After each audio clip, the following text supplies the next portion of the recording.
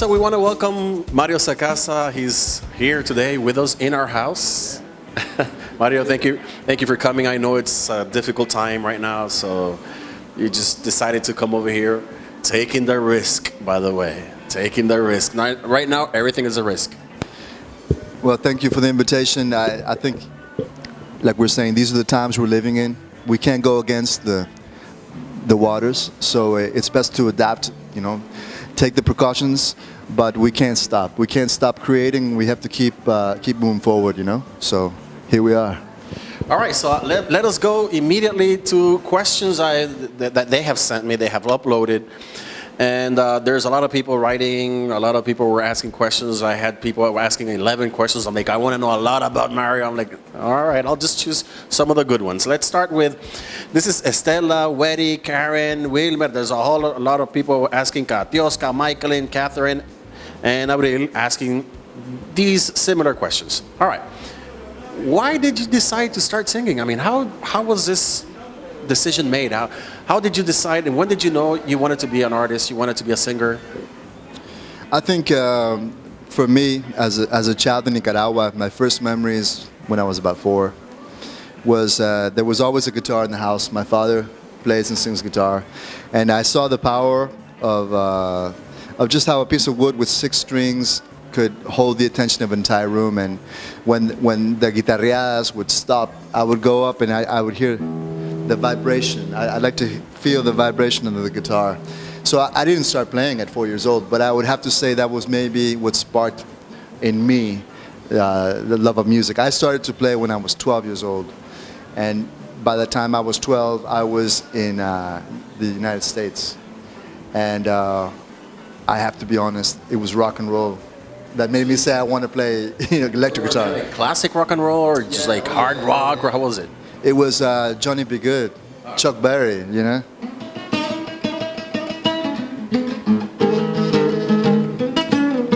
So I said, that's what I want to do, Something, it just called on something on me on a molecular level that I said, I want to do that.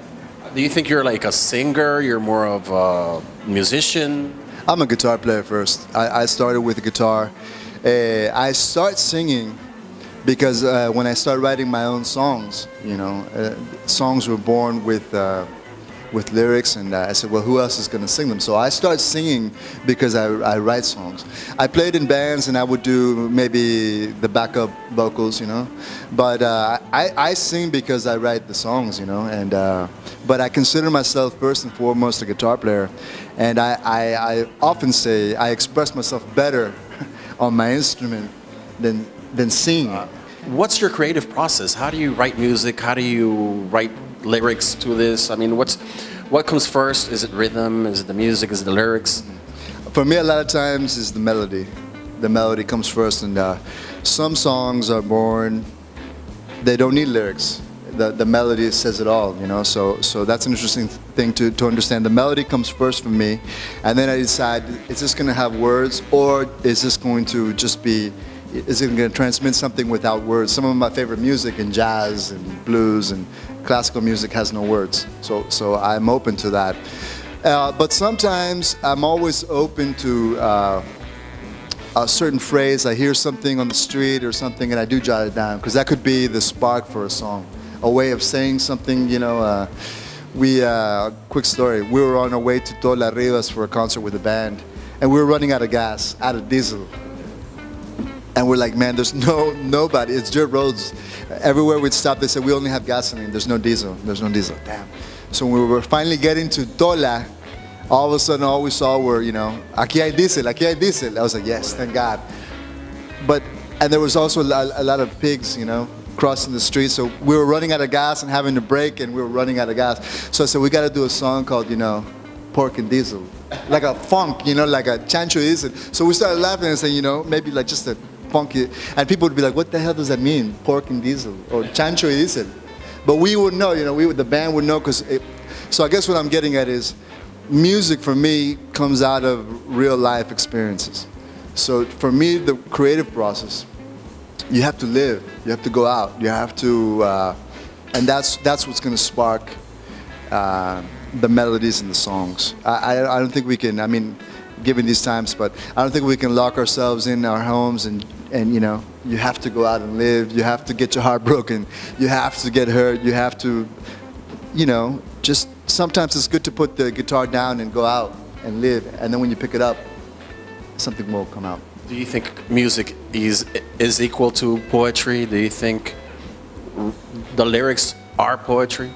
Yeah, I think there are a lot of parallels. I know a lot of songs have been born out of poetry. Jimi Hendrix wrote Purple Haze as a poem, and then he put the music to it. I mean, for me, what poetry is, it's a game with words and rhythms. And if you think of it that way, music, you know, songs have a lot of that play. You know, Bob Dylan once said that he thought that when they were calling him a great poet, he said, you know, they're great poets pumping gas in gas stations that don't call themselves poets.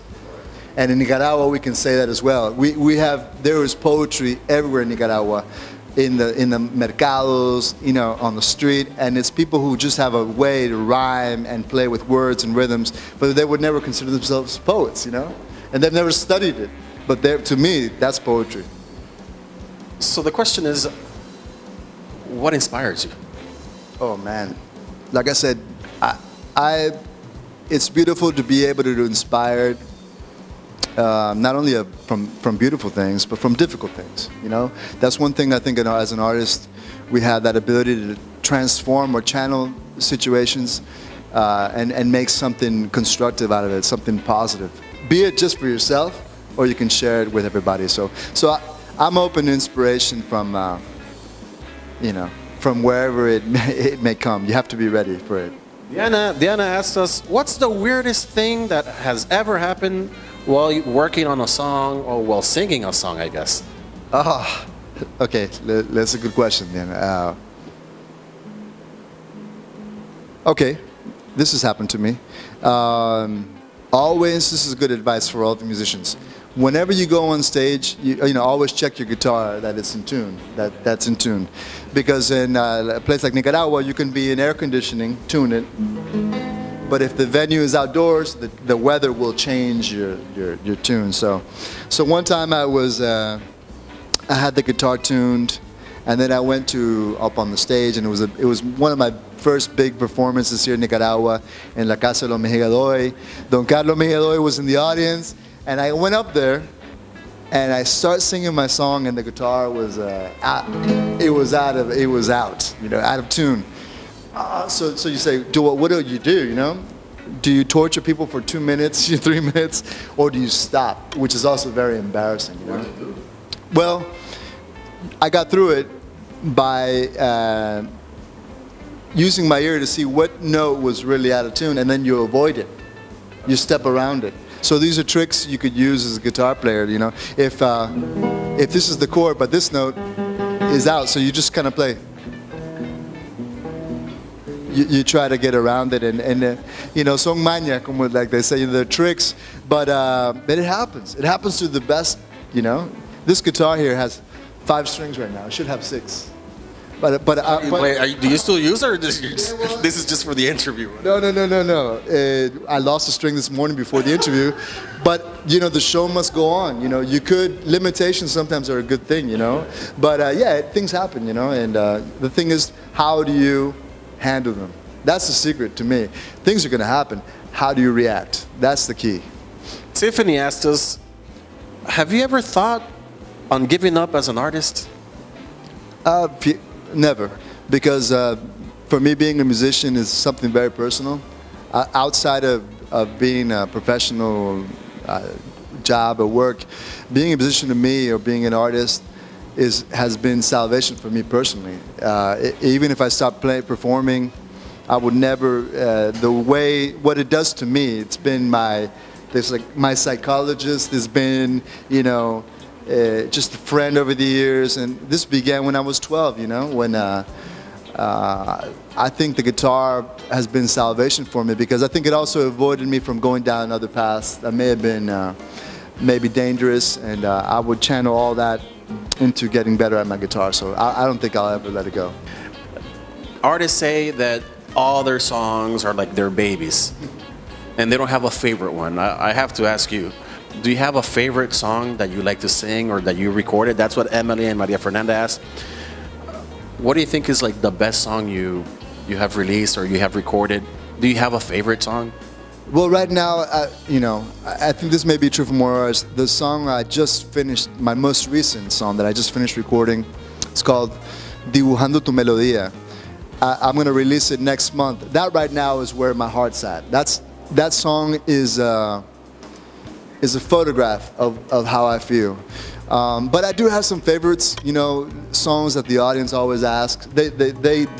Or songs. So I guess the audience has like a favorite, and you have your own favorite. Sometimes, yeah. But a lot of times, if a certain song of yours keeps coming out, for example, a song like mine, a song called Antes. I like that song, but like when an artist like Joss Stone comes to Nicaragua, and she asked to sing that song with me, you have to pay attention to that. You have to say, why does this song keep coming up? Why do people keep asking for that song? So you do get some affection for it, because it marks certain key moments in your career. That song also was, when I did the music video, it was launched on Ritmo Son Latino. And I said, what? They picked, why something? So you have to pay attention to those things because they may talk about your personal style or those may be landmark things for your career. So you have to be aware of that. Yeah. So, they're all your babies, but sometimes part of it is writing the song. The other big part of it is recording it correctly. Because if you don't capture, the potential of the song, you may not be happy with it. So that's another whole nother topic. Negro asked us, if you had the opportunity to collaborate with any artist in the world, who would you choose and why? Oh, one of my heroes, I think I would love to work with Carlos Santana. Yeah, he's one of my musical heroes, and another one is Eric Clapton. I just would love to work with them, as a fan, but I would also just love to be with them in the creative process. I want to see from them how they do it. Because I want to put that in my toolbox, as much as I can, yeah. Those would be two guys I'd love to work with. Wilfred asks, have you ever felt you had like the best performance, or have you lived the best performance till now, to the present, or you think you still have to live that best performance? Oh yeah, you can have, I think, you could have your best performance. I've had great performances, and there's been, a small crowd, like a couple tables, middle of the night, and you could have your best musical performance. Is there one that you remember? Like, where you said, wow, that was like just a great concert, or I just felt, extraordinary. I felt good when we got the opportunity to open up for Juanes, when Juanes came to Nicaragua, and I felt good because we looked at each other as the band and said, this is a great opportunity. Let's live it every moment. And the crowd was a good crowd. We got good energy. That's one performance I'll never forget. Another one was in the Dominican Republic. We went representing Nicaragua, and we didn't know what to expect, playing Nicaragua music in the Dominican Republic. And the reception from the people was so beautiful. They were so open to the music that it really inspired us to go to another level. So I'll never forget that. They received us as Nicaraguan musicians with open arms, and that was very memorable. Javier asked us, if you can have your fans remember you by something or just like by one thing, what would it be? How would you like your fans to remember you?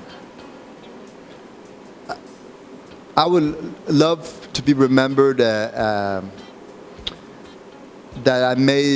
I transmitted something emotionally through my music, that be it a recording or live, that my music connected with them in some way, because that's how I remember my favorite artist. And they still do it through, for eternity through the recordings. But some that I've got to see live, I'll never forget how they connected with me on an emotional level through what they expressed through their music. So I would like to be remembered the same way. Is there like a song that makes you just remember, or like make you cry, or make you feel? What's like that song that from any artist? I don't know if you have like For a. me, it's probably Samba Pa' Ti.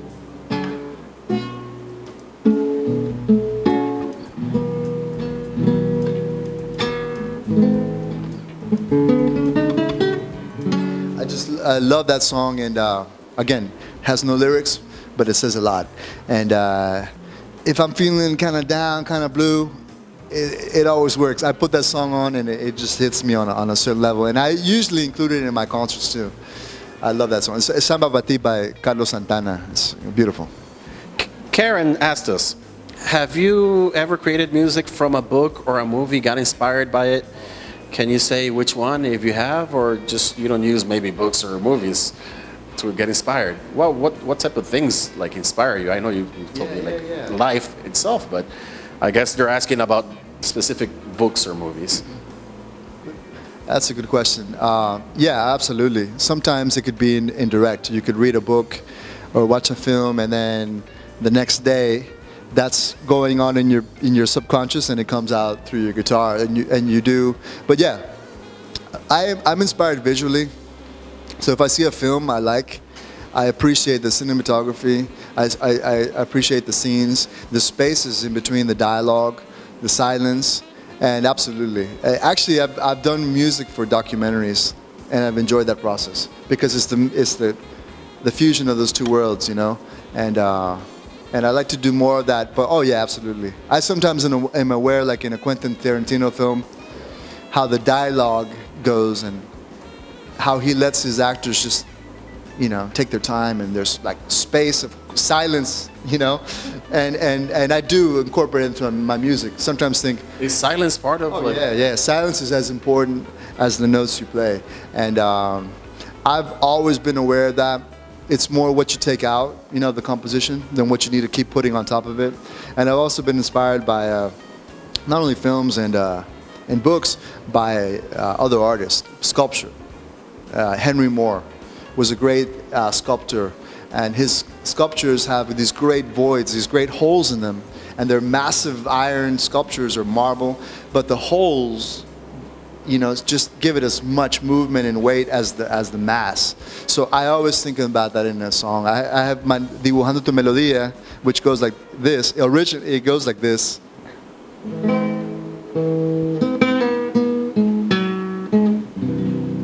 That's the first part of the melody. But originally, it was like this.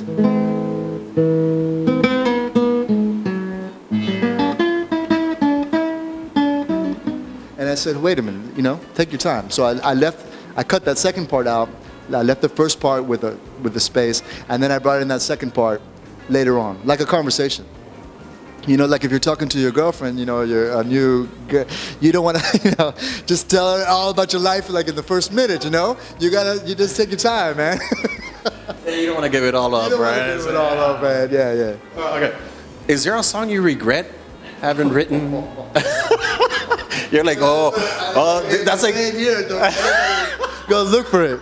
It's like that's like a tattoo, man. You know, it's just like write the song, and then you're like, oh man, I broke up with her. I don't know. Yeah. I got some that will never see the light of day, or I have some maybe I've recorded that never, you know, I won't play live. Yeah, they're those songs, you know. You don't want to say them though. It's okay, you don't have to say. Well, let's think. I regret. Well, I wouldn't say I regret writing them, because I think it's all a process, and there was something in the process. But here's what I could regret: getting back to the way it recorded. Because a song could be good, but if the producer makes you record it a certain way, then you could regret that.